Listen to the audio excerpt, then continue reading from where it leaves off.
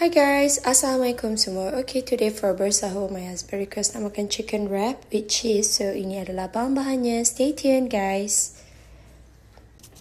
Black pepper, serbuk paprika, lemon pepper seasoning, sedikit chili flakes untuk pedas, sedikit sos barbecue, sedikit Maggi cukup rasa, dan bawang putih.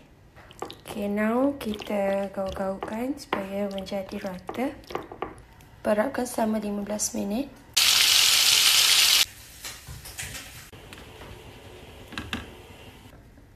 Salad, timun, cheese, ayam, mayonis, chili sauce. Dan kita gulungkan dia. Chicken wrap with cheese is done.